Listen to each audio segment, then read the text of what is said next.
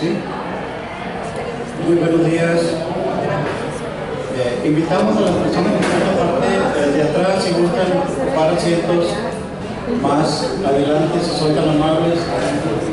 ¿Sí? ¿Se escucha bien desde ahí? Muy bien. Vamos entonces a dar inicio a la charla del día de hoy, 9 de junio. Es una charla que corresponde precisamente al ciclo de conferencias y mesas redondas conmemorativas del calendario histórico regional y nacional, correspondiente precisamente al mes de junio, que organiza el Ayuntamiento de Culiacán a través del Instituto Municipal de Cultura de Culiacán, la Crónica de Culiacán, la Crónica de Sinaloa, la Facultad de Historia de la Universidad Autónoma de Sinaloa, el Instituto Sinaloense de Cultura, el Colegio de Historiadores, el Seminario de Cultura Mexicana y Corresponsalía Culiacán, el Archivo Histórico de la Universidad Autónoma de Occidente, el Colegio de Bachilleres y el Instituto MIC. En esta ocasión, esta mañana, el viernes 9 de junio, la charla, el tema del día de hoy de la presente mesa será en torno al 99 aniversario póstumo del general Salvador Alvarado. Nos acompañan en esta mañana el doctor Francisco Padilla Beltrán, cronista oficial de Culiacán.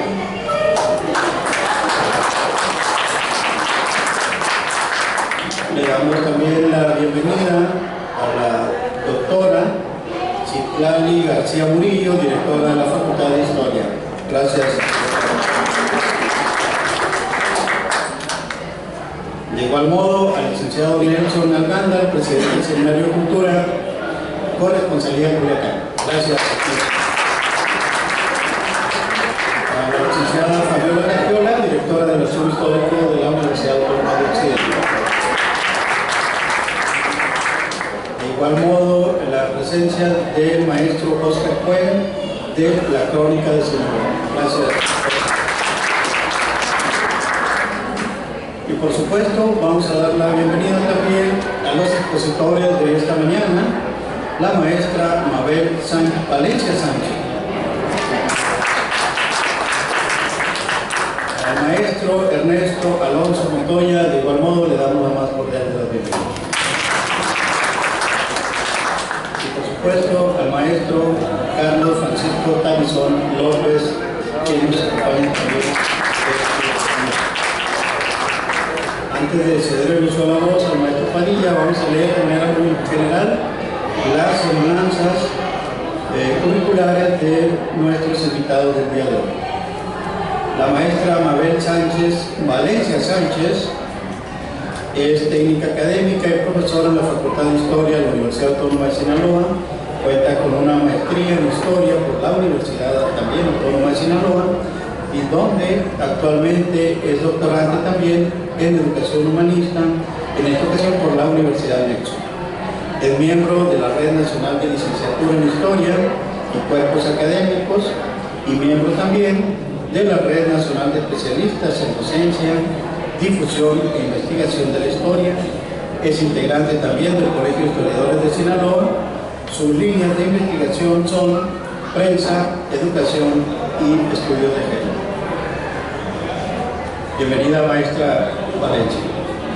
El maestro Ernesto Alonso Montoya es licenciado en Ciencia Política y Administración Pública por la Facultad de Derecho y Ciencia Política de la Universidad Autónoma de Sinaloa.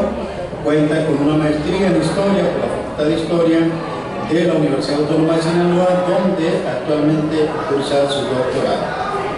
Se ha desempeñado profesionalmente en la Administración Pública Municipal. Fue periodista y miembro de la Unidad de Investigaciones del periódico El Debate de Sinaloa. De igual modo, ha fungido también como consejero electoral en el Distrito Local 04. Recientemente, también como profesor en la Unidad Académica de Derecho y Ciencia Política de la Universidad, y de igual modo en la Universidad Autónoma Indígena de México y en CONALEP Los Mochis. Cuenta con una amplia experiencia en y participaciones en cursos, seminarios, conferencias y congresos, tanto regionales, nacionales como internacionales, en temas de la comunicación, la historia, la sociedad y la política. El maestro Carlos Francisco Tabizón López es egresado de la Facultad de Economía de la Universidad Autónoma de México. Estudió también Economía Agrícola y Desarrollo Rural en la Universidad Autónoma de Chapingo, así como Ciencias Humanas en el Centro Universitario de Ciencias Humanas del Claustro de Sor Juana en la Ciudad de México. Se ha desempeñado también como docente en diversas instituciones educativas de los niveles medio, medio superior y superior en el estado de Sinaloa. Ha ocupado diversos cargos también en la Administración Pública Federal y en la iniciativa privada ha sido fundador y administrador de varias empresas del ramo agrícola. Actualmente es el director del Museo Regional de Lébora y del Archivo Histórico del municipio de Salvador, Alvarado. Bienvenidos y adelante.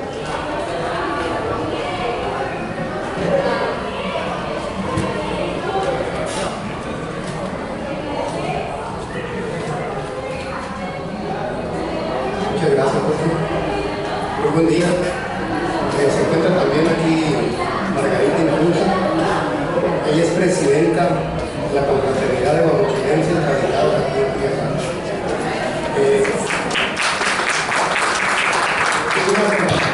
Es una confraternidad. Es una confraternidad que se reúne cada mes.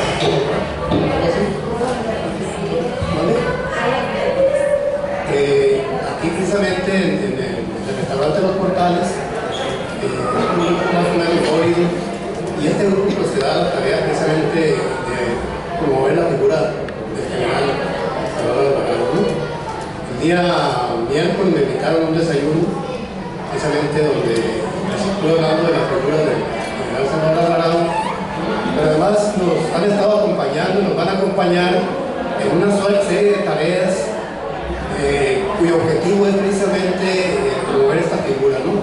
Andamos con la idea, creo que ya algunos ya lo saben, andamos con el propósito de cambiar el nombre de la plazuela de Obregón, ¿sí?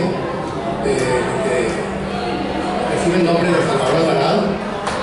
Hay toda una historia ahí medio turbulenta, como ustedes saben, una relación que tuvo que ver precisamente con la muerte de Salvador Alvarado, de Rafael Bueno y a otros generales sinaloenses. Entonces tenemos ahí, está echando la mano Francisco Tabizón ya con el decreto para someterlo al cabildo, con el propósito de que se decrete pues el nombre de la plazuela esta que tenemos aquí enfrente, lleva el nombre de Salvador Alvarado. Pero también tenemos el propósito, esto va a ser un poco más difícil, pero lo vamos a intentar, de que el busto que está allá en el Boulevard Solano, que es el busto de Salvador Alvarado, que es un busto muy pequeño, y que hace poco fue derribado precisamente por un automóvil que ya, precisamente por las gestiones que hicimos, se volvió a levantar. Pero tenemos la idea de que aquí en la plazuela también se pueda poner ya una figura ya en forma, ¿no? Ahora ya un escultor también de Mocorito ya diseñó la figura, dentro de poco la van a conocer. De esta figura de Salvador Alvarado para instaurarla precisamente aquí. Entonces estamos trabajando precisamente para promover esta figura que conversando con Tabizón señalaba como es un general pues que no, desgraciadamente no era un prohibido a nivel nacional, siendo que es uno de los generales creo que los más importantes de la revolución, pero además ahorita lo van a ver los compañeros en sus participaciones. Es uno de los generales que se distingue por completo de todos los demás, ¿verdad? Creo que es un general visionario, es un general que esta idea que tenía de aprobar una serie de reformas que puso en práctica en Yucatán, todas estas ideas, todas estas leyes que aprobó, son leyes que después se van a retomar en la Constitución de 1917. Entonces era el general que pensó la revolución, vaya. No era el general que únicamente enfrentó batallas, la mayoría de manera exitosa, sino que estuvo pensando, ¿sí?, de manera visionaria. Era un estadista que siempre estuvo pensando cuáles eran los objetivos que debería perseguir esta revolución, ¿no? Por eso su gran cantidad de reformas sociales, incluso ahorita platicando también con Margarita, esta vertiente que tiene de ser uno de los promotores del feminismo en Yucatán, ¿no?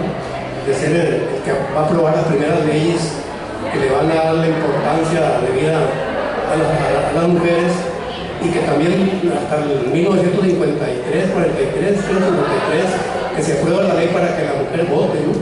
Pero él de hecho la echó a andar en Yucatán. Entonces es un general básicamente que se distingue por completo de los otros generales, ¿no? Por eso creemos que es importante pues, promoverla, esta figura, y ojalá nos puedan acompañarnos. Afortunadamente ya está la Facultad de Historia con nosotros, está el Seminario de Cultura Mexicana, la Crónica de Sinaloa, la Universidad Autónoma del Occidente, y algunos otros como el Colegio de Historiadores, que también se ha sumado a todos estos eventos, como se han sumado a este tipo de eventos, ¿no? Con este evento damos fin a la jornada de mesas redondas que iniciamos desde el día de mayo hasta hoy de junio, ¿no? Fueron 5 mesas redondas. Vamos a dar un pase ahí porque ya vienen las vacaciones, y precisamente a causa de eso no tenemos alumnos ahora como en otros mesas redondas, ¿no? Ya la mayoría de los alumnos pues, ya están en exámenes o están ya con la idea de abordar otro tipo de tareas, por eso es que esta mesa redonda no ven alumnos como si estuvieron en las mesas redondas pasadas. Pero ahí después les avisaríamos de otra jornada. Sí, creo que después de vacaciones reactivaríamos estas jornadas que tienen que ver precisamente con la conmemoración, ¿sí?, de personajes sinaloenses. Y sin más preámbulo, pues le dejaría la voz a la maestra Valencia Sánchez, que dice que yo le cambiamos el nombre, por eso que ya parece Sánchez Valencia.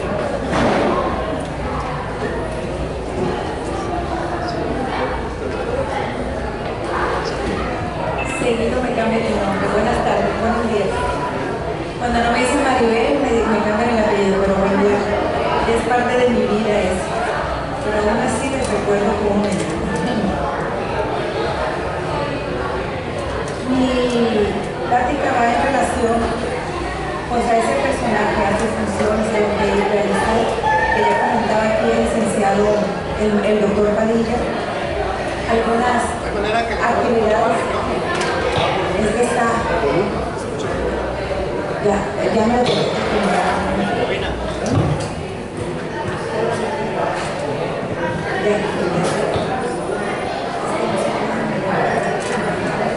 bueno.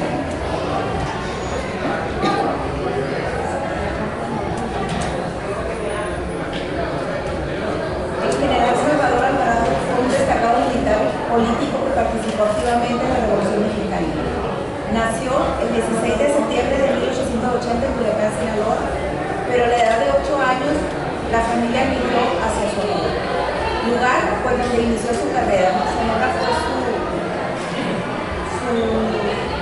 lugar, ¿no?, donde se desarrolló militarmente, políticamente. Participó como comandante militar en varias regiones de México durante la lucha armada de 1913. Por instrucción del Ignacio Pesqueira, gobernador de Sonora en ese entonces, se le asigna el área central del estado. Fue reconocido por su habilidad técnica y liderazgo, destacándose en batallas como la de Zona Crática en 1903, donde Alvarado defendió el gobierno legítimo de Madero contra el golpe de estado liderado por Victoriano Huerta. Participó en la defensa del Palacio Nacional de la Ciudad de México. Luego se unió a las fuerzas revolucionarias que se oponían al régimen de Huerta. También participó en la toma de Torreón en 1914. Su actuación en el campo de batalla le valió la confianza y respeto de sus compañeros revolucionarios. En 1915 su vida dio un inesperado cambio o movimiento cuando Cabral se le designó como jefe militar de la región sureste, el cual comprendía los estados de Tabasco, Campeche, Yucatán, Chiapas y el territorio de Quintana Roo. Esto con el fin de derrotar al líder en el ingeniero Abel Ortiz. Una vez que tomó el control de la región, puso en práctica sus ideales sociales modernizadores y obtuvo reputación política en la península de Yucatán. Gobernó el estado de Yucatán en el periodo de 1915 a 1918. Implementó una serie de reformas políticas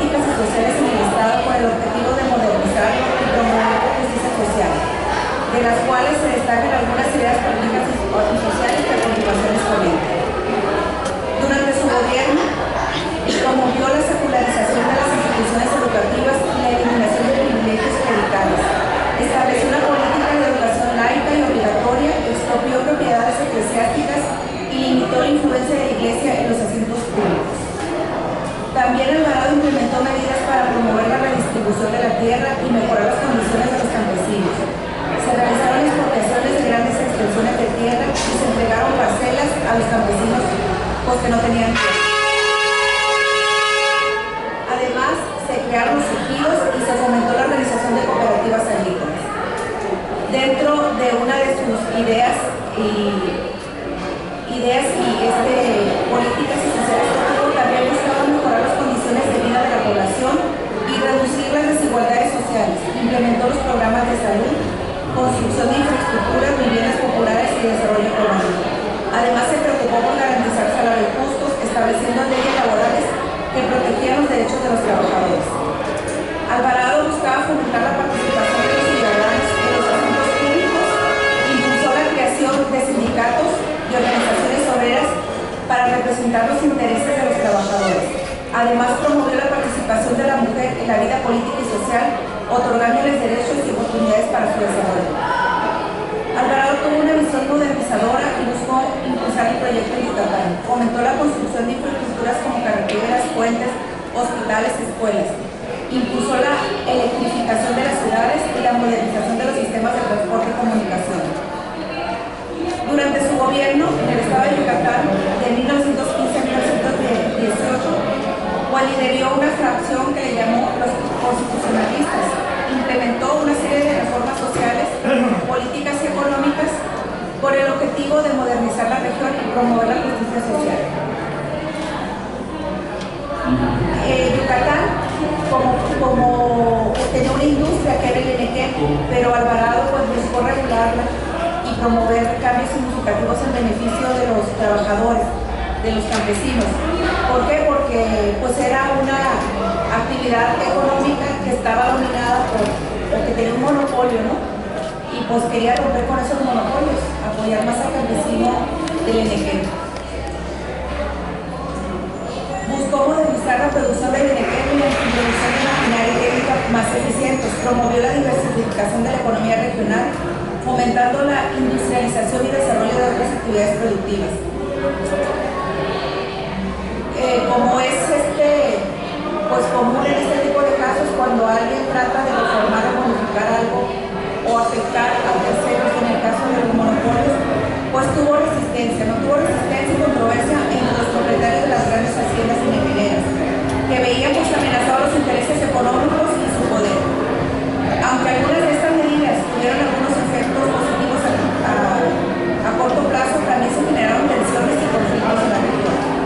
Durante su gobierno, Alvarado, como ya lo mencioné, impulsó medidas como la secularización de las instituciones educativas, la expropiación de tierra y su distribución entre los campesinos y la protección de los derechos laborales, la promoción de la participación ciudadana y la mejora de infraestructura y servicios públicos.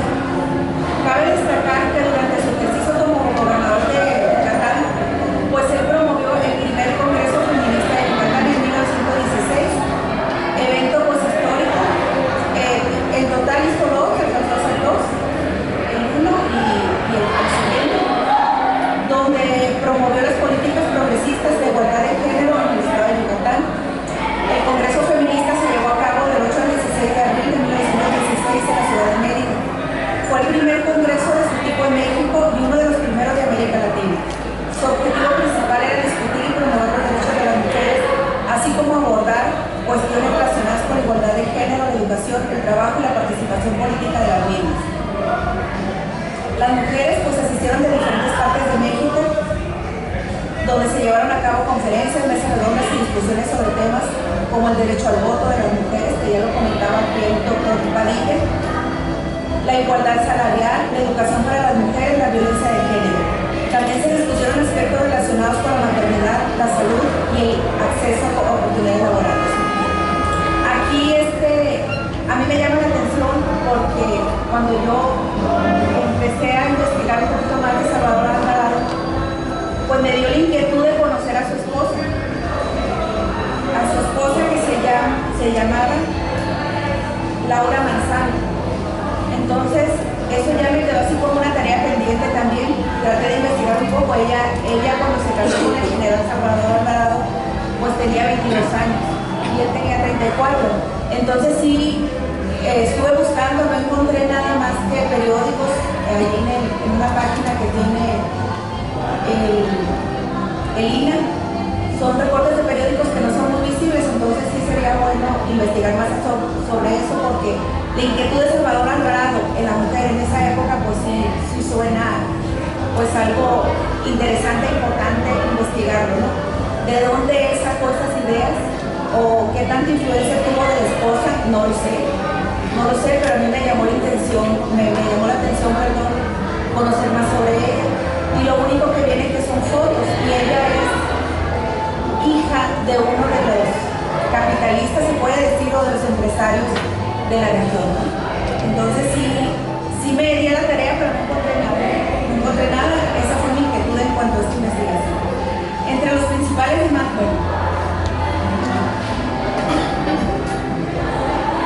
en el Congreso Feminista de Yucatán de 1916 tuvo un impacto duradero en la lucha de los derechos de las mujeres en México, aunque muchas de las demandas planteadas en este momento no se lograron de inmediato. Sentaron las bases para futuras luchas y movimientos feministas en el país. Además, que el evento en sí mismo fue un hito de la historia del feminismo de América Latina, un ejemplo de importancia en la participación de las mujeres en la esfera pública y política. En el 1919, el general Alvarado deja ya Yucatán y se muda a la Ciudad de México. Ahí, ya en Yucatán, ya había estado o fundado algunos periódicos. A mí me llama la atención porque en el porfiriato la prensa eran los escaparates para los políticos, y Salvador Alvarado como que continúa con ese legado. Él fundó en Yucatán 3 periódicos: el Heraldo de Yucatán, el Diario del Sureste y el Pueblo. Pero cuando ya se retira de la vida política en Yucatán, se va a la Ciudad de México y funda otros 3 periódicos que se llaman el Diario El Heraldo de México, perdón. También creó La Voz de la Revolución. Bueno, son 2 más. Son 5 periódicos a los que le interesó fundar, donde se plasmaban pues las ideas que él tenía, ¿no? De hecho, escribió un libro que tiene 3 tomos, que se llama La Reconstrucción de México. Y en esa Reconstrucción de México, pues cada tomo se dedica a cierta temática, ¿no?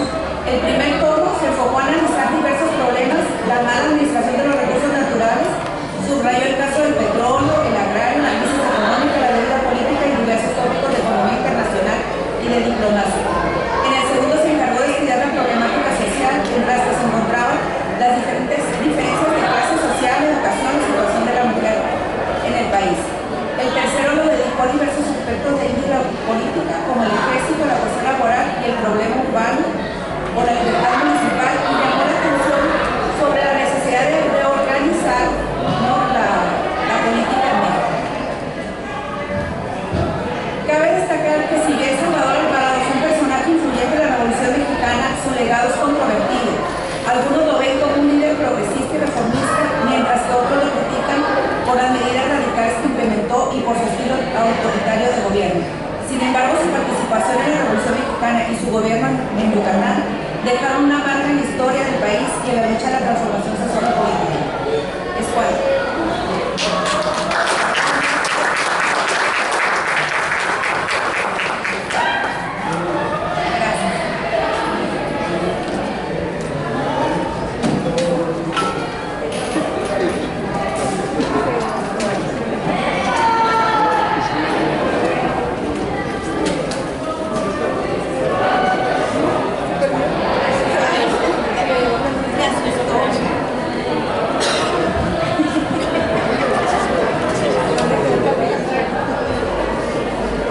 Muchas gracias a la maestra Mabel Sánchez Valencia por su excelente exposición. Vamos ahora a escuchar al maestro Ernesto Alonso Montoya. Adelante, maestro.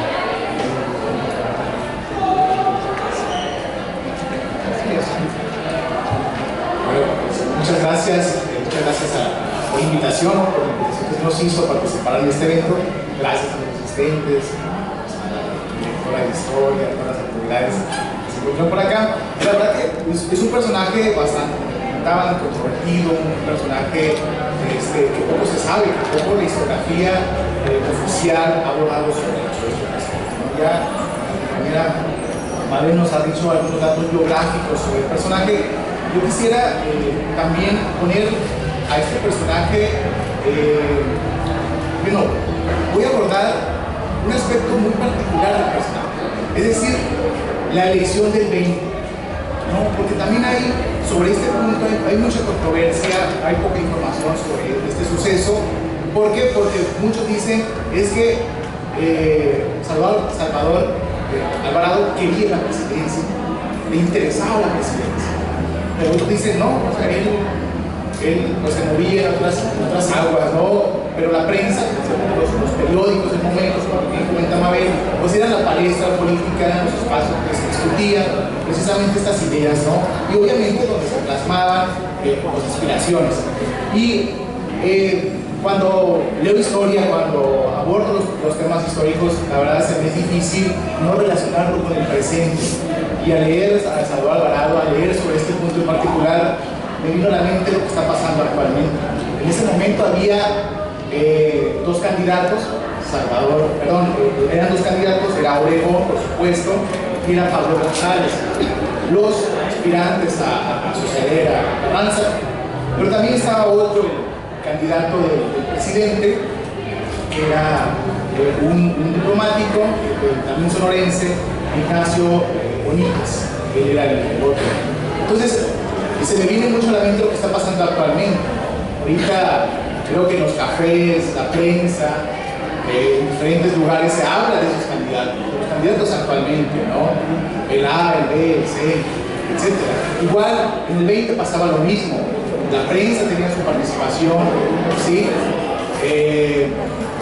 Se hablaba de esos, obviamente guardando las proporciones. Actualmente vemos instituciones fuertes, vemos a partidos políticos, vemos a un órgano electoral que regula las elecciones, vemos a que existen reglas, existen leyes que regulan todo esto.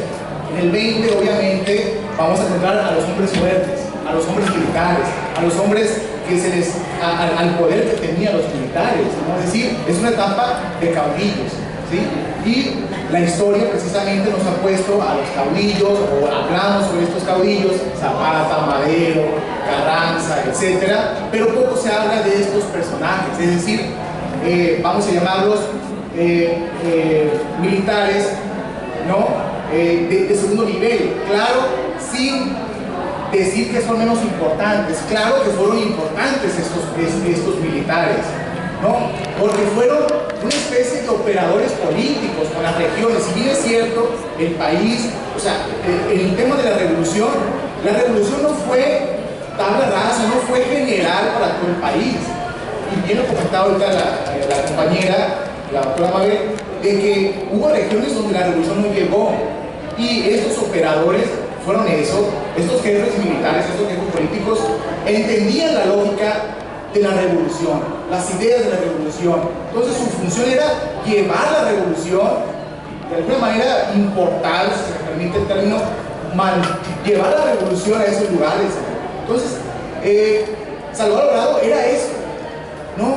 Bien comentaban ahorita, él traía, no era un militar cualquiera, ¿sí? Tenía precisamente estas ideas jacobinas, ¿no? Bien comentaban ahorita sobre estas reformas sociales que tenía, estas ideas jacobinas que tenía. Entonces él se movía entre los políticos pragmáticos, porque Obregón fue eso, un militar pragmático, y entre las ideas jacobinas, entre las ideas de la Revolución Francesa, las ideas de la Ilustración. Entonces él tenía, por eso no va a ser fortuito que él va a escribir, que va a lanzar la pluma, que va a tener la prensa, que va a fundar periódicos, que va a tener una idea de cómo se debían de hacer las cosas, ¿no? Ella hablaba de una democracia madura en ese tiempo, ¿sí?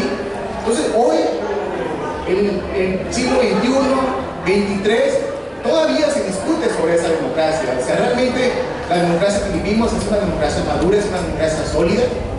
Entonces, desde 20, hace más de 100 años, se discutían esos temas. Entonces, va a ser Salvador Alvarado quien va a poner en la palestra, quien va a poner en la discusión estos temas.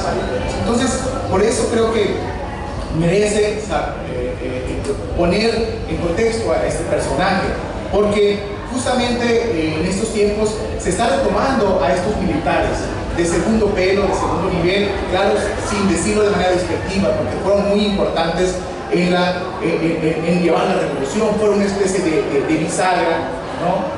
Estos personajes.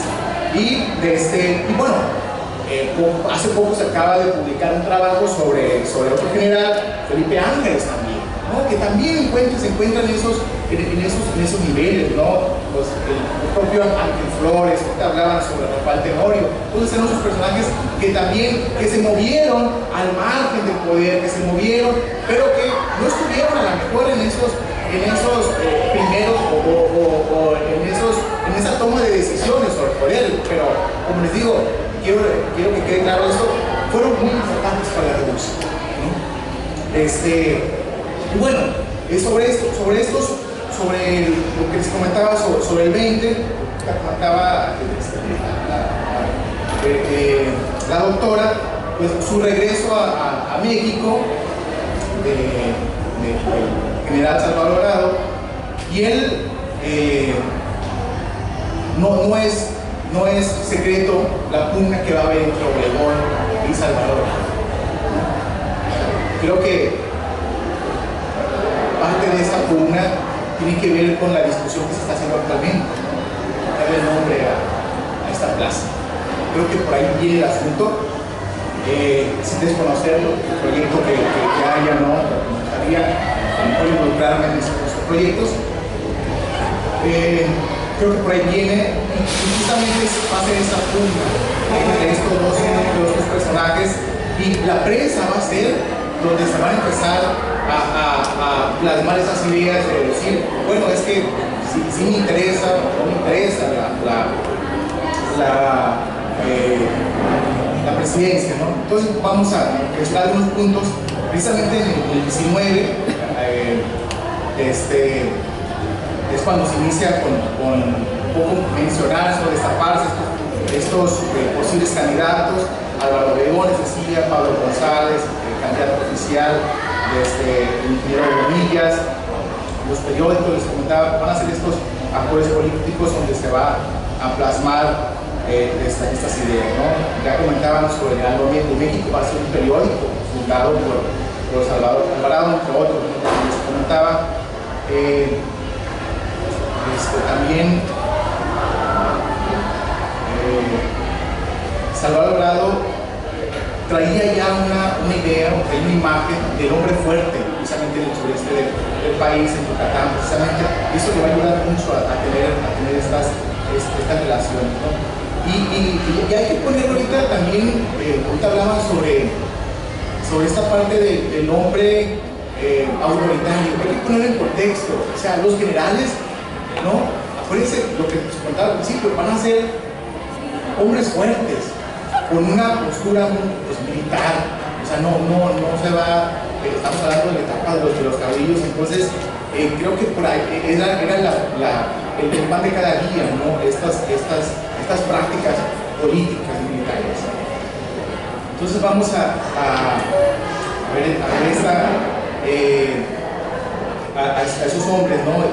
Y pues no va a ser fortuito que Salvador Alvarado pues, va a tener esta coyuntura, aprovechar la coyuntura también para participar en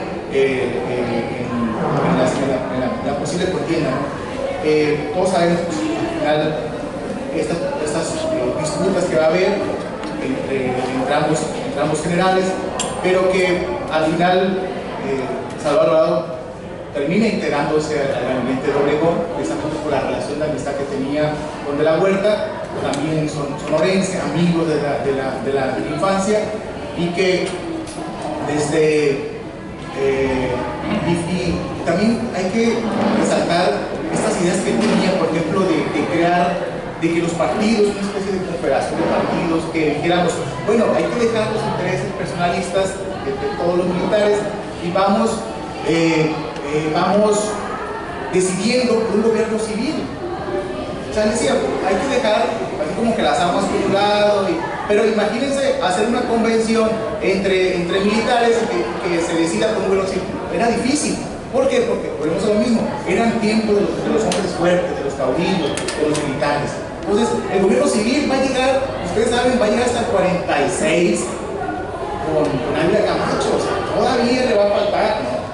Entonces, por eso, estas ideas que él tiene desde antes, y esta perspectiva que tiene, obviamente va a ser un cuestionador de Carranza, va a ser un cuestionador de las prácticas políticas que había, ¿no? Bueno, creo que hasta ahí la dejaría sobre ese punto. Ahí paso a otro compañero y mejor hay más preguntas, ¿no? Más adelante para poder remontar en el detalle. Muchas gracias.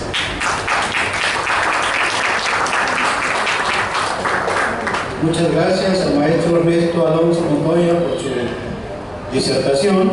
Vamos ahora a invitar al maestro Carlos Francisco Tavison López. Hay que decir que es un alvaradense distinguido, pero también un alvaradista muy distinguido. Adelante.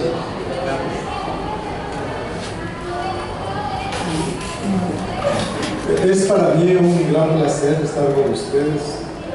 Pero en primer lugar agradezco a las autoridades que organizan esto, sobre todo el Ayuntamiento de Culiacán, a convocar a estos foros, a estos conversatorios que pueden aclarar muchas cosas en este mundo de anomia social en el que vivimos, después de 35 años de no enseñarnos historia ni nacionalismo.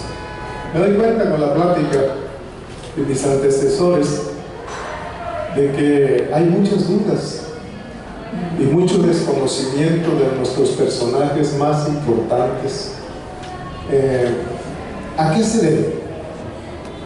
Y eso es lo que voy a tratar de comunicar, ¿no? El general Salvador Alvarado, ideólogo y militar revolucionario, visionario del México que se construyó después de la revolución. El general Salvador Alvarado es uno de los personajes más importantes de la Revolución Mexicana, un héroe que luchó por la justicia social, la impartición de una verdadera justicia y el término de las grandes desigualdades sociales que abrumaban al pueblo de México. Alvarado nació el 16 de septiembre de 1880 en la ciudad de Culiacán, Sinaloa, hijo de Timoteo Alvarado y Antonia Rubio. Cuando se presenta la lucha por la independencia de la sindicatura de Guamuchi, con el propósito de convertirla en municipio, el general Gabriel Leiva, por recomendación del entonces presidente de la República, Adolfo López Mateos, recomienda que ese municipio se llame Salvador Alvarado. Cuando la gente escucha el nombre de Salvador Alvarado, pues se preguntan, ¿y ese quién fue? O sea, ¿por qué merece tal honor este personaje que este municipio lleve su honor? Entre eso aclara el presidente Adolfo López Mateos y dice: en él abrevé mis primeros conocimientos políticos y con él, en base a él, elaboré mi programa económico y social para México. Imagínate la importancia, ¿no? O sea, uno de los más grandes presidentes de México, más nacionalistas, Adolfo López Mateos, se declaraba alumno de Salvador Alvarado. Ahí empezaba la importancia. Pues bueno, la ciudad de Guamuchi, la entonces sindicatura, toma el nombre de Salvador Alvarado, pero nos preguntamos a qué se debió ese olvido. ¿Por qué cayó en esa anomia? ¿Por qué la gente no sabía quién era ni quién había sido? Después de 40 años de su muerte. Pero Alvarado fue una de las figuras legendarias de la Revolución Mexicana. Fue un gran militar, estadista, revolucionario, que en su obra política y social aún hoy en día no se puede ser aquilatada en sus justos términos, porque su espíritu traspasa los umbrales del pasado, el de las generaciones actuales, y penetra en el futuro. Alvarado es, por la dimensión de su obra, el mayor y mejor ideólogo de la revolución. Es el visionario del México contemporáneo. Bueno, aquí aclaro, no es del México de ahorita, sino del México del milagro económico mexicano, cuando éramos la séptima economía del mundo. Estamos hablando de los años 70 o principios de los 80, ¿no? Y en los últimos 35 años lo deshicieron, y ahora pues somos el número 17, que queremos pelear por el 15. El 120, el 60% de la propiedad minera está en manos extranjeras, el 80% de la industria, el 50% del comercio y el 90% de la banca. O sea, prácticamente nuestro país, si no es que llega este presidente, hubiéramos desaparecido, como íbamos de ratos. Como dijo el general Taylor, los mexicanos son tan torpes que no merecen el país tan hermoso que tienen y tan rico, y merecen que los tiren al mar. ¿Será cierto? O sea, ¿y eso a qué se debe? Precisamente a esa no enseñanza de la historia, a ese olvido del nacionalismo, a ese no hacernos sentir ese espíritu de soberanía que debemos tener todos para poder existir como pueblos, porque pueblo que no resiste en la embestida de los más grandes, pues desaparece. ¿Sí? Así de sencillo. Pues vemos que fue todo un plan organizado a partir del 83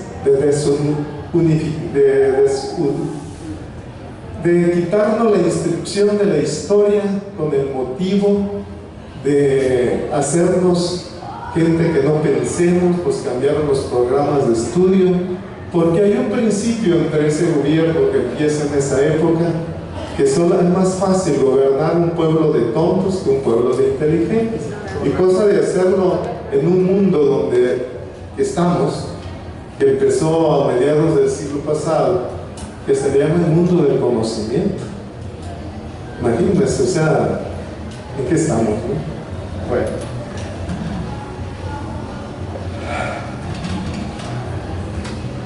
Alvarado era un realista con ideales. Él dice que se volvió revolucionario a partir de los 17 años, cuando vio la realidad de su pueblo Pótamo, todo polvoriento, donde las autoridades municipales, en el único club social donde convivían, era la cantina del pueblo. Él entonces se inscribió a revistas en inglés para hablar inglés, después a revistas en francés, en alemán, llegó a hablar fluidamente 3 idiomas, y que se permitía en aquella época los catálogos de solicitar libros, y debe haber solicitado mucho porque se hizo un gran autodidacta. Uno de los pocos generales de la revolución escribía, uno de los pocos generales de la revolución que pensaba con ideas propias. Eso es mucho decir, pero al mismo tiempo es la conciencia ética de la revolución, porque fue honesto a toda prueba por los cargos que tuvo, y ahorita van a ver un poco más de sus cosas. En su expediente militar, que existe en la Secretaría de la Defensa Nacional, dice a la letra: desde 1909 inicié trabajos de conspiración para organizar un movimiento armado, pues nunca creí que se pudiera remediar la situación por medios políticos, y mucho menos por medio de las elecciones. La situación era crítica, ya no había salida, el ciclo se había cumplido, y burlada la voluntad popular, no les quedaba más que opción de ser asesinado o irse a la revolución. Su fe lo salvó. El propio Alvarado lo señala, dice: el 19 de junio de 1910 Era el día concertado para que a las 6 de la tarde se asaltara el cuartel federal y de la policía de la ciudad de Cananea. Habiéndose descubierto el complot por un peluquero de apellido Hernández, algunos de los compañeros fueron aprendidos y fusilados, y el suscrito logró escapar a Estados Unidos después de viajar por la sierra durante varios días, en compañía del futuro general Juan G. Cabral, que fue de los líderes del movimiento de Cananea. Desde entonces presto servicios a la causa revolucionaria, con excepción de 3 meses y días que para ganarme la vida establecí un negocio de comercio en el mineral del Ray, Arizona. Y dice, el suscrito en noviembre y diciembre de 1910 recorrió la frontera para ponerse al habla con don Francisco I. Madero, el cual encuentra y lo nombra capitán primero el 10 de diciembre de 1910. Alvarado participa en todo el inicio de la Revolución Mexicana hasta la caída de Díaz en mayo de 1911, después de la toma de Ciudad Juárez. Pero él sigue al mando, ya como mayor, del Cuerpo Irregular Federal, así se le denominó. Y viene la rebelión de Pascual Orozco en Chihuahua, que amenazaba con tomar Sonora, y él lo combate. Alcanza el grado de mayor, posteriormente de teniente coronel, todo en batallas, ¿no? Sería muy largo numerarlas, pero no perdió casi ninguna. O sea, un brillante general. Y hay una descripción que nos hace, o sea, ¿por qué el olvido de Salvador Alvarado? Pues se debió a la pugna y pleito que tuvo con Álvaro Obregón. Y voy a hacer una breve descripción que hace Martín Luis Guzmán de Álvaro Obregón en su libro La Águila de la Serpiente. Dice: no vivía sobre la tierra de las sinceridades cotidianas, sino sobre un tablado. No era un hombre en funciones, sino un actor. Sus ideas, sus creencias, sus sentimientos eran como los mundos del teatro, para brillar frente a un problema. Carecen de toda raíz personal y de toda realidad interior con atributos propios. O sea, lo señala como un simple actor, como lo son muchos políticos, no son otra cosa. Bueno, Alvarado le contó a Luis Garibaldi Insunza, que era su cuñada, esposa de su hermano Andrés, porque Alvarado, como dicen que muchos misterios, pero sí tuvo familia, tuvo 3 mujeres, tuvo 2 niñas, y tuvo 2 hermanos y unas hermanas que fallecieron pronto. Bueno, yo para aclarar un poquito la vida personal, porque hay mitos sobre la vida personal del general.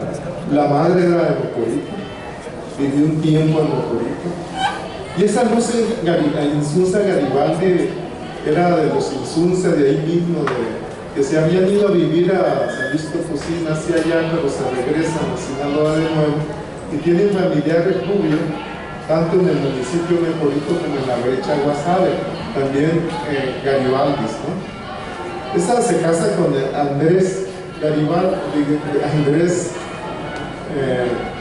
Alvarado Rubio, hermano del general, ¿no? Y le contó esto, que le pareció, este comentario de Salvador Alvarado sobre Obregón, le pareció una persona muy singular, que solo pensaba en sí mismo y para sí mismo, con una ambición desmedida. En cambio, nos cuenta el mismo Martín Luis Guzmán sobre Alvarado, el cual describe con certeros rasgos la dura y rectilínea personalidad de Salvador Alvarado. Dice, de comillas: era evidente que por debajo de aquella figura bullía el hombre dinámico, el hombre de talento, el hombre fecundo en grandes detalles, capaz de grandes cosas, En el carácter de Alvarado había muchos rasgos merecedores de respeto: su ansia vehemente de aprender, su sinceridad, su actitud grave ante la vida. Ni la risa ni la sonrisa entraban en el esquema de sus emociones, sino como carentes de afecto o sin otro objeto que restara utilidad al empleo de las horas. Para él, la obra oculta en el empeño revolucionario era de tal magnitud que no consentía el desperdicio de un instante, de un pensamiento. El detalle más pequeño requería la adhesión íntegra y la disposición más comprometida. Durante la segunda mitad del 1911, como le decía, Alvarado estuvo a frente del Cuerpo Auxiliar Federal y pelea contra Pascual Orozco. Poco después entra Obregón por reclutar a 300 indígenas mayos, a los cuales medio arma y después cobra el dinero, no se le dio un centavo. Y es nombrado por la amistad que tenía con José María Maytorena, gobernador del estado, ya que él había sido presidente municipal porfirista y era un donadie en la política, no había participado militarmente nunca, y es nombrado coronel, es un grado arriba de Alvarado, siendo él teniente coronel. Bueno, y hacen varias batallas muy importantes que se dan cerca de Guaymas, que se llamó una de la batalla de Santa María y la de Santa Rosa, donde la revista de Guatabampo de Obregón, quiere presumir que esas batallas se habían ganado por el limpio trazo de la estrategia que había planteado. Pero los alvaradistas, que ya tenía su público, por decir así, muchos fans, por llamarle de una manera moderna, los alvaradistas organizaron una obra de teatro en la ciudad de Hermosillo, y esto nos lo narra Aguilar Camín en su obra doctoral, La Frontera Nómada, una obra de teatro, y reparten volantes que iban a hablar sobre estas batallas. Y entonces se adelanta a Obregón y manda hacer unos volantes diciendo que todo lo que se diga en esta obra de teatro es al revés. Entonces la obra de teatro montan que todo había sido por obra de Alvarado y la gente muerta de risa. Para que se den una idea de cómo empezó esta rivalidad, que se fue agravando con el tiempo. Cuando toman estas ciudades y rodean a Guaymas, viendo la brillantez que tenía como general, como militar Alvarado, Obregón lo deja en el sitio de Guaymas para que no vaya a las batallas consiguientes ganando batallas y prestigio. Pero hace una de las cosas muy interesantes e importantes. Alvarado recomienda al entonces, porque Maytorena había renunciado como gobernador porque se declaró enfermo por no declararse a favor o en contra de Victoriano Huerta, que ya había dado un golpe de estado ya en 2013, o 1913, perdón. Y es nombrado Ignacio L. Pesteña. Alvarado lo convence de comprar un avión, es un avión francés, al cual le pusieron el nombre de Sonora, y él traía obviamente un piloto francés que venía a enseñarles cómo volarlo, se llamaba Dier Manso, y hacen el primer vuelo y ataque aéreo naval en la historia, en julio de 1913. Lo que pasa que el piloto era francés y el bombardero era Baucher Calde, y tiran varias bombas que no explotan muy bien porque no estaban muy bien hechas, ¿no? Pero en el hecho y la idea fue de Salvador Alvarado, prácticamente es el creador de la aviación mexicana. Una cosa interesante, ¿no? Va pasando, es ascendido a general de brigada por Carranza. Por ejemplo, Obregón, en los 8.000 kilómetros de campaña, después de la única acción de la aviación que hace en Topolobampo y después que el avión Sonora ataca en Mazatlán y se cae en Mármol, ya jamás se habla del uso de la aviación en ningún combate, si acaso de reconocimiento, pero no como arma de ataque. ¿Sí? O sea, eso se repite después, ¿no?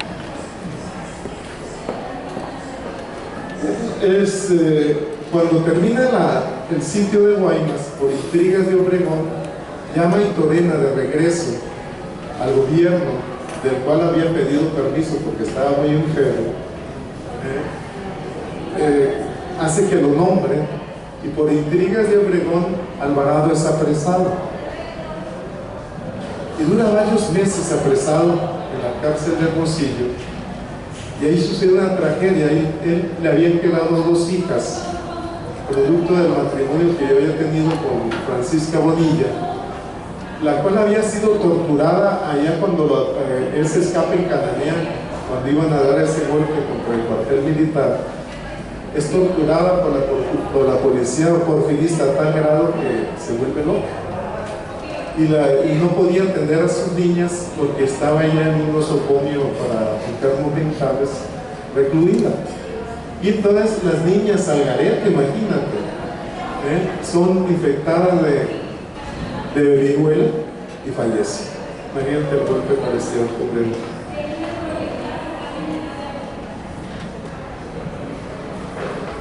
Después la Convención de Aguascalientes ordena que sea liberado. Y es liberado Salvador de Alvarado de la prisión de ahí de Hermosillo, y lo trasladan ya con el cargo de general de división a la Ciudad de México en noviembre de 1914, siendo él, junto con el general Pablo González y general Álvaro Alvarado, los primeros generales en alcanzar las 3 estrellas, de 10 que fueron generales de división en el constitucionalismo. Pero además es nombrado por una batalla que participa él en Puebla y es encargado de la línea Tlaxcala, Puebla, Veracruz, porque cuando vienen los villistas y los zapatistas salen huyendo Venustiano Carranza hacia Veracruz y retoma el poder en Veracruz. Entonces es encargado de esa defensa Alvarado, y tiene una brillante batalla que gana en Puebla, más que nada por su valor y su estrategia, aunque fue apoyado en parte por las fuerzas de Obregón. A tal grado demostró su valor que le matan el caballo en que iba montado y enseguida monta el de reserva y se va al frente del combate y toman la ciudad de Puebla y defienden la salida de Venustiano Carranza. Ahí lo nombran jefe militar del distrito del sureste, que comprendía los estados de Campeche, ¿no? Tabasco, Campeche, Yucatán, Quintana Roo y Chiapas. Pero a su vez, por una rebelión que había sucedido impulsada por la casta divina, esos elequeneros oligarcas de Yucatán que tenían sumido al pueblo en la esclavitud, porque no hay otro término, a más de 100.000 mayas en la esclavitud y 15.000 indios yaquis, además de 60.000 mujeres esclavas, por el pretexto de la servidumbre que daban en las casas de los ricos, las cuales no les pagaban un cinto y solamente les daban un poco de ropa y comida, ¿no? Y techo. Entonces Alvarado emprende la lucha contra, desembarcan en Veracruz las fuerzas, desembarcan en Campeche y establecen 3 batallas importantes, la de Blancaflor, Coatzacoalcos y Alachón, donde le derrotan a las fuerzas de Ortiz Argumedo, que están huyendo con todo el dinero de los bancos y el oro que pudo quitarle a la casta de Vini, se va a vivir a Cuba, ¿no? Todo un maquetón. Precisamente en estas batallas vuelve a usar Alvarado la aviación comandada por el ya coronel Gustavo Salinas, cosa que Obregón no hacía. O sea, por eso digo que el padre de la aviación mexicana militar es Salvador Alvarado. Cae el coronel Abel Ortiz Argumedo y entonces libera a ese Yucatán con más de 120,000 personas de origen indígena que vivían en esclavitud.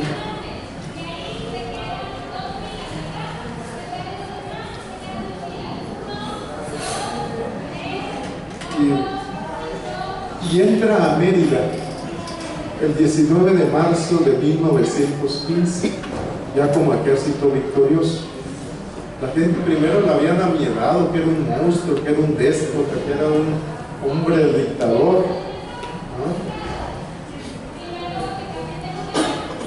Pero, fíjense, del 19 de marzo a enero de 1918 que gobierna, en cerca de escasos 34 meses, en este tan breve periodo realiza grandes obras de transformación social, poniendo medidas sociales que fueron un ensayo político tan ampliamente exitoso que su estrategia constructiva, institucional y pacífica ha sido pauta que de los gobiernos revolucionarios han seguido con bastante éxito.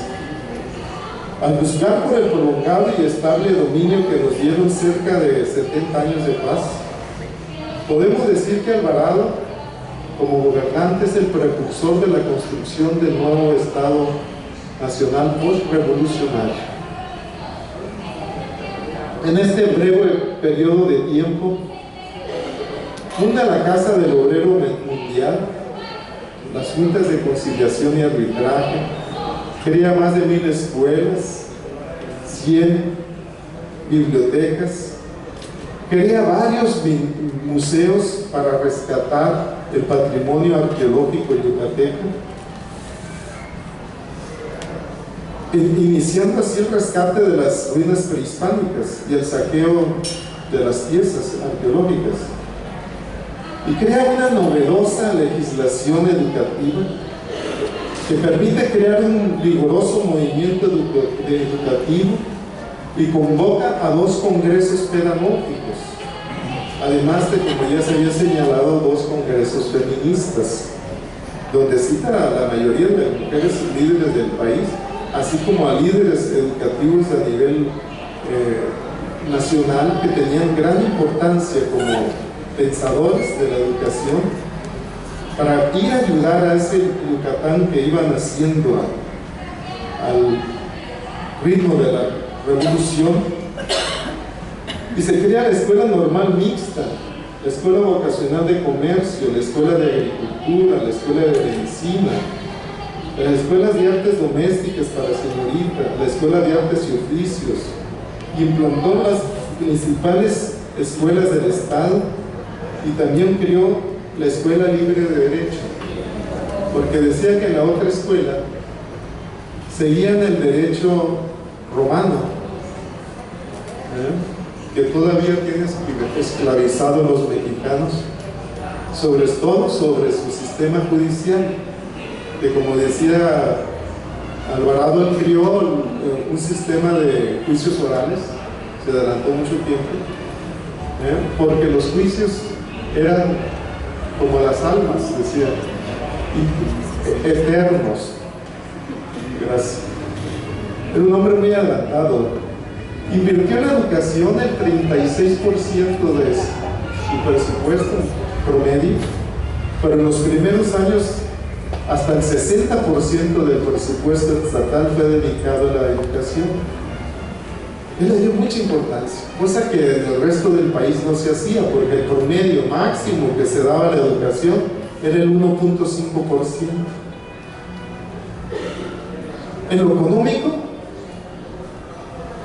organiza la Comisión Reguladora del NG. O sea, hay que recordar Olegario Molina y Avelino Montes eran los grandes terratenientes y los grandes líderes de la oligarquía, los Salinas de ahora, por decir así. Entonces, controlaban el precio del MQ pagándole a una gran cantidad de hacendados enequeneros precios ínfimos, porque como ellos eran socios de la International Harvester,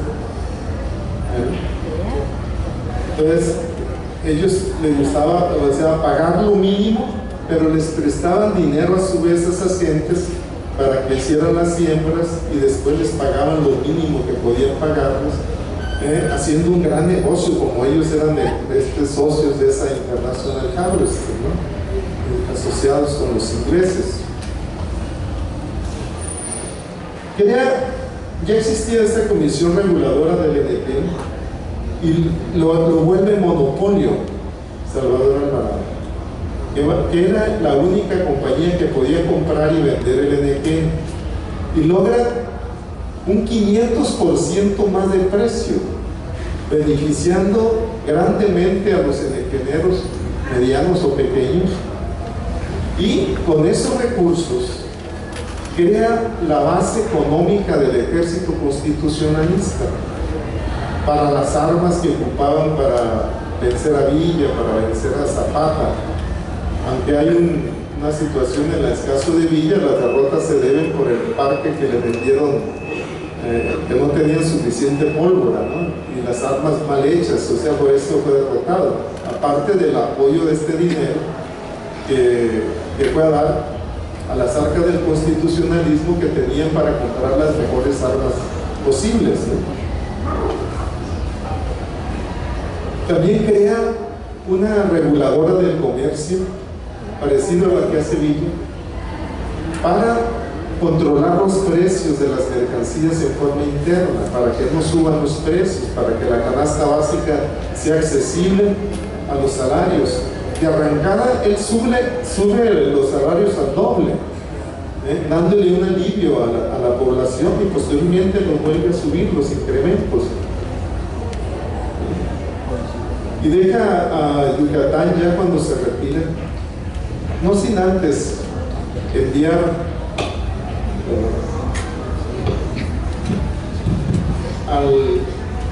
al Congreso que se formó en Querétaro a 5 emisarios, diputados yucatecos, para influir sobre todo en el artículo 123, en el artículo 24, el artículo 25, el artículo 3 y el artículo 115 y el artículo 27. Pero además, en el artículo 28 constitucional, que desde la Constitución del 57, que era liberal, o sea, o neoliberal le llamaríamos ahorita, impedía los monopolios. Y entonces él manda a Héctor Victoria a que le pongan una salvedad a ese artículo, en el cual diga: son válidos los monopolios siempre y cuando sean públicos y en beneficio de la población en general. Eso es lo que permite, pues, ya los monopolios que él había creado, pero después es la base del monopolio de Pemex o de la Comisión Federal de Electricidad, que fueron base del desarrollo económico, social y político de México. Deja Yucatán sin alcohol, sin rifas, sin loterías, sin peleas de gallos, sin cantinas y sin bares, extirpando así todas las lacras sociales y extinguiendo todos los vicios en una profunda acción renovadora. Y estas nuevas relaciones sociales quedaron plasmadas en la legislación que se le llamaron las 5 hermanas: la ley de agrario, la ley del trabajo, la ley orgánica de los municipios, la ley de Hacienda y la ley de catastro, que anticipaba la Constitución del 17, como dije. Pero dice que era un escritor incansable. Él, cuando entra, hace un libro que se llamó Carta al Pueblo de Yucatán. Era el programa de gobierno que iba a tener. Escribe también en forma literaria un hermoso libro que se llama Mi Sueño, donde plantea una utopía igual que la que plantea Tomás Moro o Tomás de Campanella, de que se puede haber una sociedad mejor, ¿no?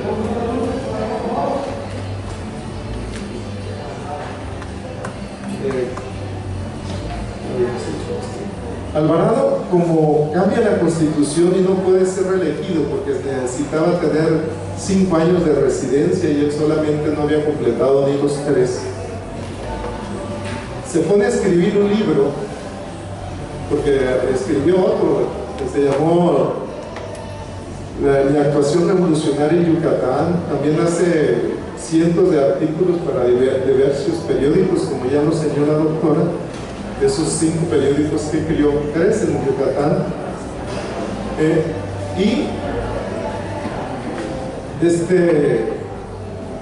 Como ya no se puede reelegir, se traslada al estado de Chiapas, como era el jefe militar de la zona del sudeste, a combatir una rebelión contrarrevolucionaria auspiciada por el obispo Francisco Orozco y Jiménez, con intención de regresar el estado de Chiapas a una situación colonial en contra de los constitucionalistas, para que no se aplicara la nueva legislación obrera y que liberaba a los peones de las haciendas, ni se realizase la reforma agraria.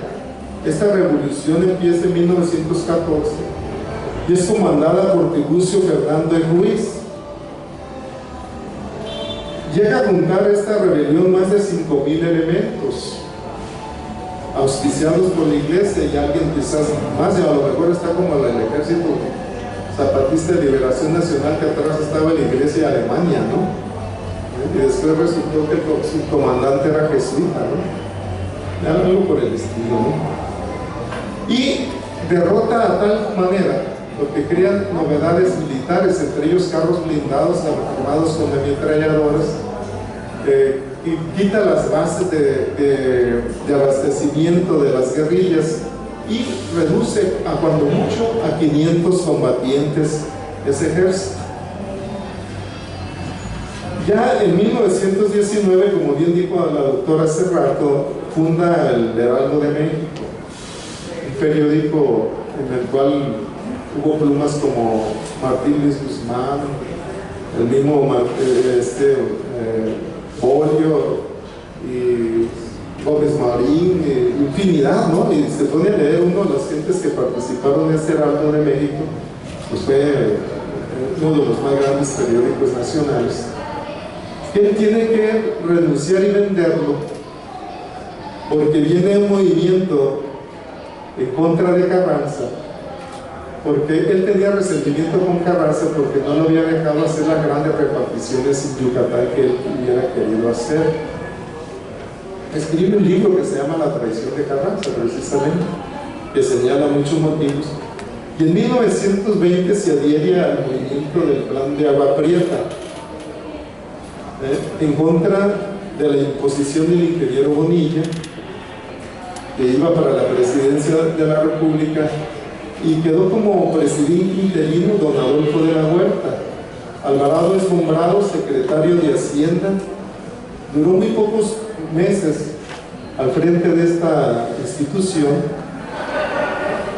pero la encontró con números rojos y la deja con buen saldo a favor en caja cuando sale, y demuestra ahí su gran capacidad, ya que crea el proyecto sobre la organización bancaria, el cual crea la primera ley general de instituciones de crédito, donde propone la fundación del Banco de la República Mexicana como emisor único de moneda, adelantándose 5 años a la creación del Banco de México, y con una legislación muy diferente que permitiría no todas las chicanadas que ha hecho el Banco de México a través de la historia.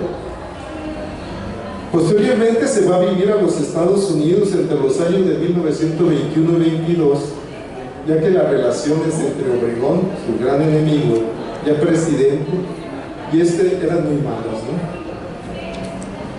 Por las severas críticas que hacía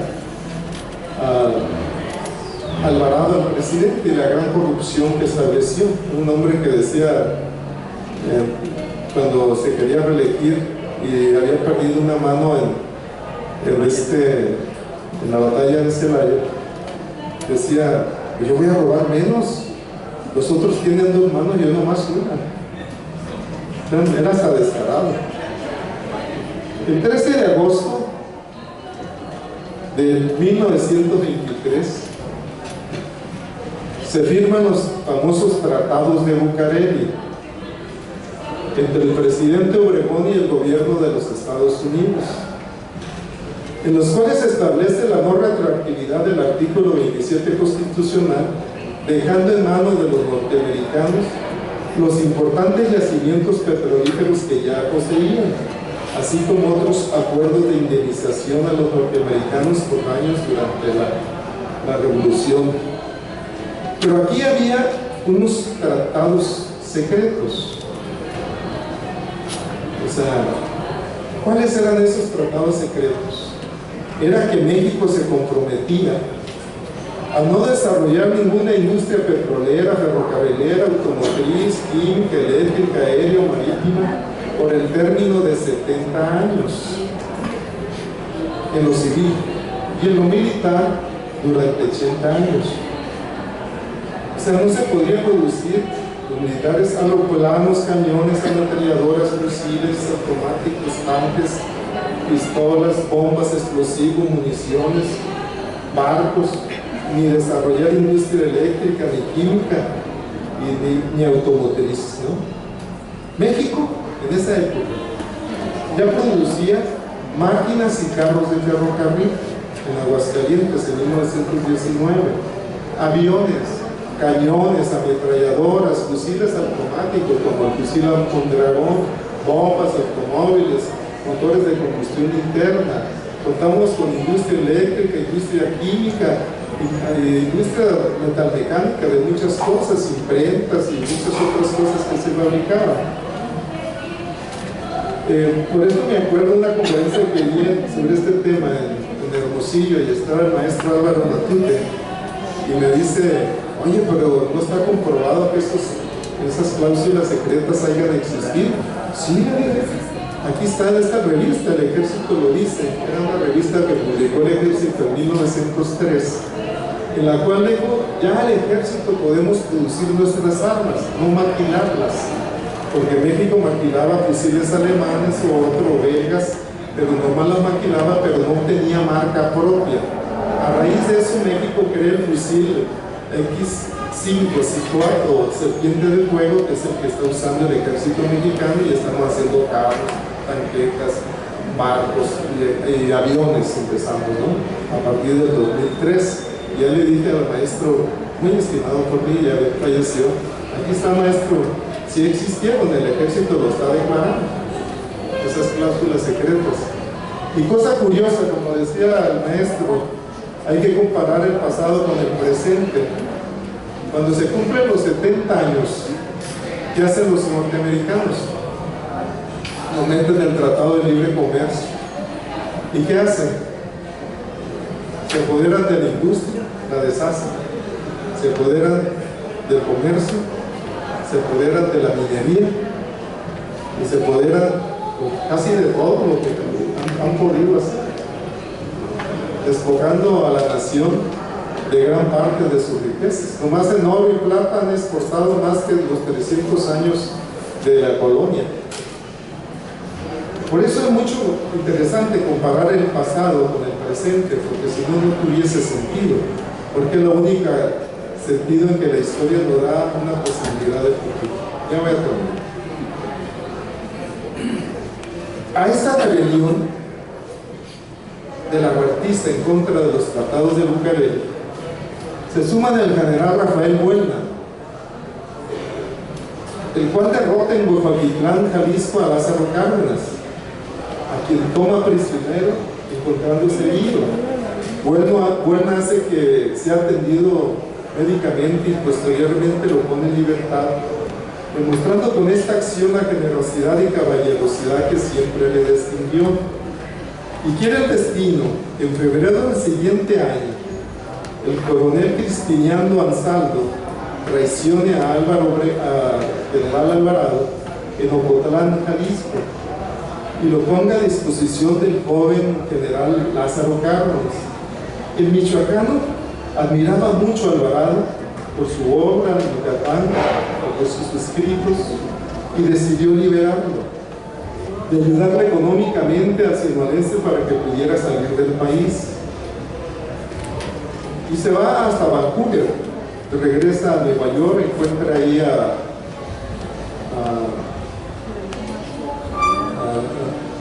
De la Huerta, Adolfo de la Huerta, y Adolfo de la Huerta lo nombra jefe de la rebelión. Pero antes quiero ver por qué es derrotado. O sea, el 60% del ejército nacional se levanta contra Obregón, pero ¿por qué es derrotado? En primer lugar, los norteamericanos cierran los puertos para que no entren armas del país, y a los mexicanos, a los rebeldes, no nos venden nada. Y aparte, le venden miles de fusiles a Obregón, cañones, le entregan millones de paquetes de balas, 5 millones, y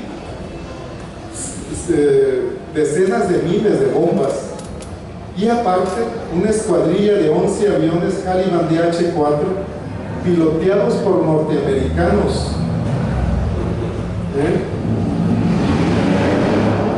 Con mecánicos. O sea, estos aviones eran como los cazabombarderos actuales, ¿no? Eran blindados. Y con sus bombas y ametralladoras, pues masacran a los mexicanos.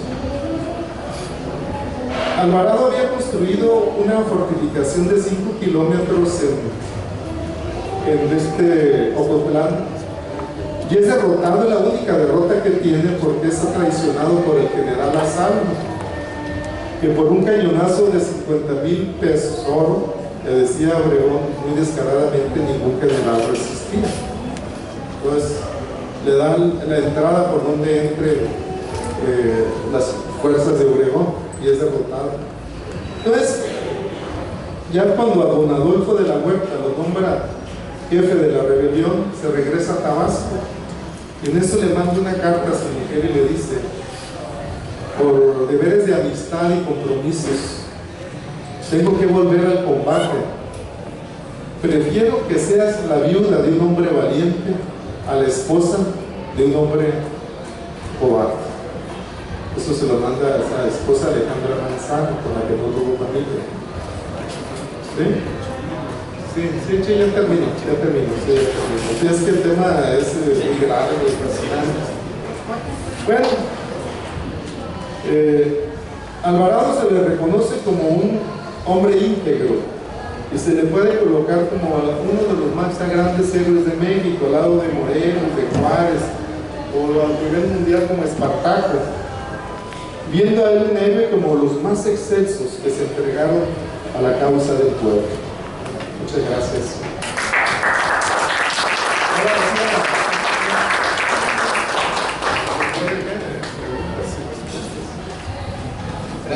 Gracias al maestro Davison. Y bueno, vamos a cerrar ya esta presentación de este día. Vamos a pedirle al maestro Alonso Ramírez Reyes para que nos haga el favor de clausurar. Es el director general del Instituto Municipal de Cultura Culiacán. De igual manera, haga entrega de unos reconocimientos a los participantes, y agradecemos infinitamente su presencia este mediodía. Bueno, pues muchísimas gracias. Siempre es un gusto poder compartir con expertos en la historia, con cronistas, académicos, poder seguir replicando estos sucesos tan importantes para nuestro estado, para nuestro país. Y me da mucho gusto que estemos llevando a cabo estos ciclos de conferencia de la mano de Pancho Padilla, que nos ha estado ayudando mucho en la convocatoria, en poder abrir estos espacios y que los jóvenes, a través de las redes sociales, a través de estos encuentros, conozcan la historia de nuestros héroes. Y como bien aquí se mencionó, el general Salvador Alvarado fue una persona adelantada a su época, progresista en su política, estratega militar exitoso, el primer encuentro feminista que se realizó en su gobierno, y también de lo que hablaba el maestro sobre la esclavitud que había en Yucatán, que era muy grave, y sobre todo que de los inicios de la revolución fue la huelga de Cananea en 1906, donde estuvo también Salvador Alvarado.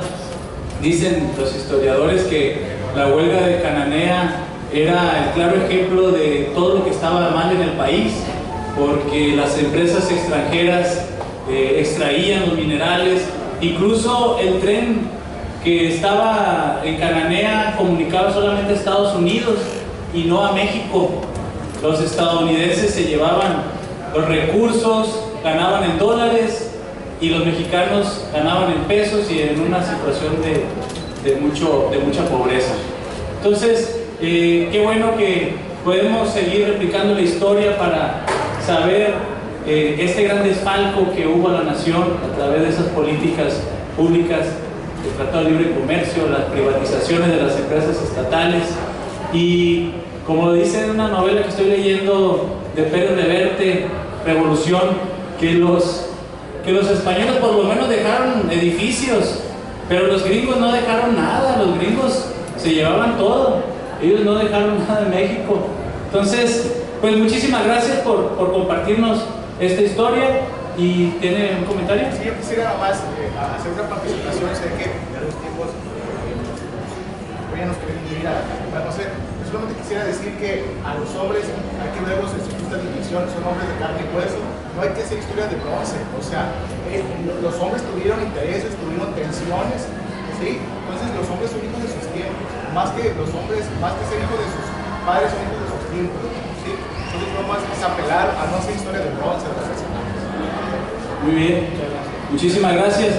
Y bueno, pues siendo las 12:40 de la tarde, damos por concluido este conversatorio que tiene por nombre el 99 aniversario póstumo del general Salvador Alvarado. Muchísimas gracias y enhorabuena para los